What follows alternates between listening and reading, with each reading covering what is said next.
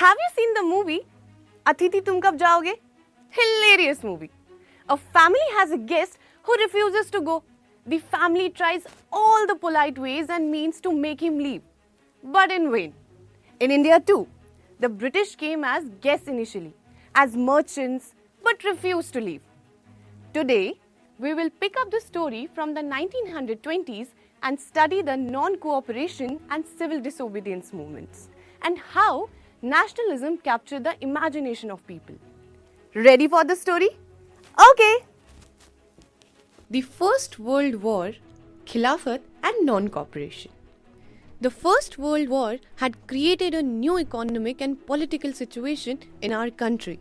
Between 1913 and 1918, huge increase in defense expenditure led to raised custom duties and introduction of income tax. Crops failed, resulting in famine, and to add to the woes, influenza epidemic followed.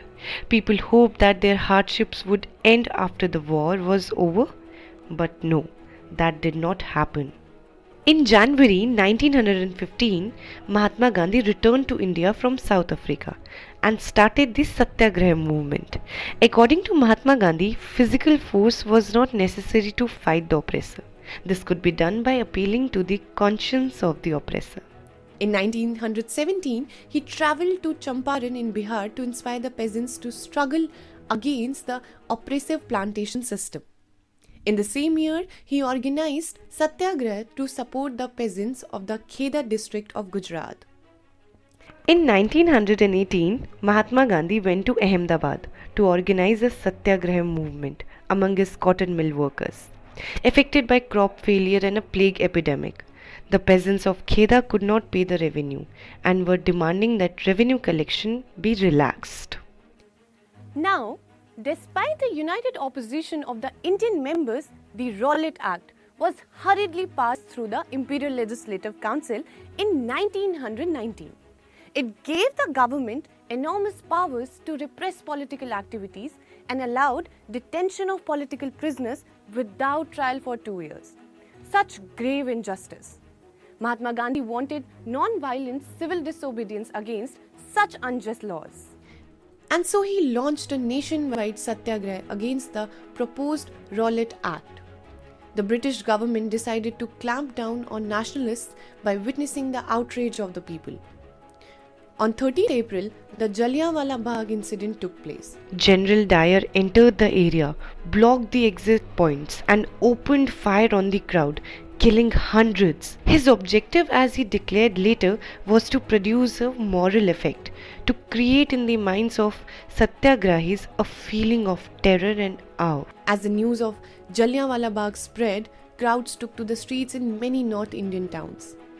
There were strikes, clashes with the police and attacks on government buildings. The government responded with brutal repression, seeking to humiliate and terrorize people. Can you imagine?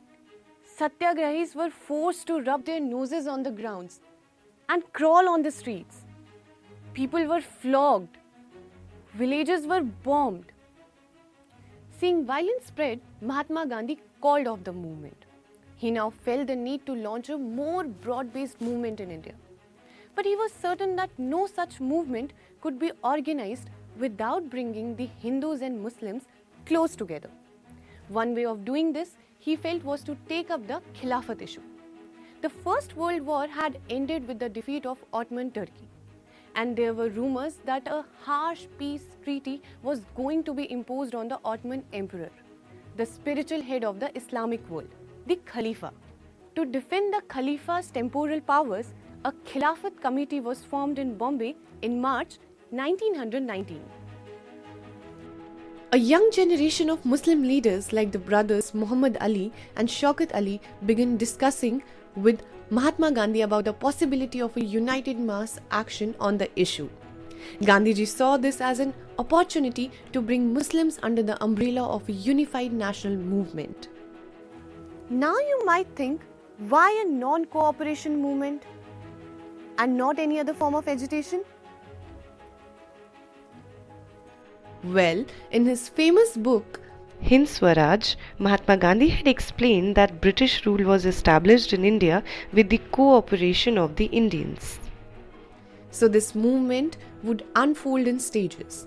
It was supposed to begin with the surrender of titles that the government awarded and a boycott of civil services, army, police, courts and legislative councils, school and foreign goods. Many within the Congress were, however, reluctant to boycott the council elections, scheduled for November 1920, and feared that the movement might lead to popular violence. In the months between September and December, there was an intense tussle within the Congress. Finally, at the Congress session at Nagpur in December 1920, a compromise was worked out and the non-cooperation program was adopted. Differing strands within the movement. The middle class started the movement and thousands of students, teachers, headmasters left government-controlled schools and colleges. Lawyers gave up their legal practices. Foreign goods were boycotted. Liquor shops picketed and foreign cloth burned in huge bonfires. The import of foreign cloth halved between 1921 and 1922. Its value dropping from rupees 102 crore to rupees 57 crore. In many places, merchants and traders refused to trade in foreign goods or finance foreign trade. As the boycott movement spread and people began discarding imported clothes and wearing only Indian ones, production of Indian textile mills and handlooms went up. But like a coin, this movement too had its flip side. Some reasons forced the movement to slow down. Poor people could not afford to buy khadi cloth, as it being far more expensive than mass-produced milk cloth. How then could they boycott milk cloth for too long? So students and teachers began trickling back to government schools and lawyers joined back work in government courts. Rebellion in the countryside. The non-cooperation movement spread to the countryside, where peasants and tribals were developing in different parts of India. The peasant movement started against talukdars and landlords, who demanded high rents and a variety of other cesses. Jawaharlal Nehru in June 1920, he along with few others set up the Aud Kisan Sabha, and within a month 300 branches had been set up. In the early 1920s, a militant guerrilla movement started spreading in the Gudem hills of Andhra Pradesh. The government started closing down forest areas, due to which their livelihood was affected. Finally, the hill people revolted, led by Alari Sitaram Raju. There was some good news too, though in 1928, Vallabhbhai Patel led the peasant movement in Bardoli, a taluka in Gujarat, against enhancement of land revenue, known as the Bardoli Satyagraha. This movement was a success under the able leadership of Vallabhbhai Patel. Swaraj in the plantations. For plantation workers in Assam, freedom meant right to move freely in and out and retaining a link with the village from which they had come. Under the Inland Immigration Act of 1859, plantation workers were not permitted to leave the tea gardens without permission. After they heard of the non-cooperation movement, thousands of workers left the plantation and headed home. But unfortunately, they never reached their destination and were caught by police and brutally beaten up. The Indians, be it a workers, peasant or anyone, interpreted the term Swaraj in their own ways, imagining it to be a time when all suffering and all troubles would be over. Most of the time, the agitation would take violent turn, and with intervention of Britishers, matter would get worse, even ugly. The battle between the Atithi and the host went on. But salute to the grit of Indian and the leaders of those times. They ceased to give up.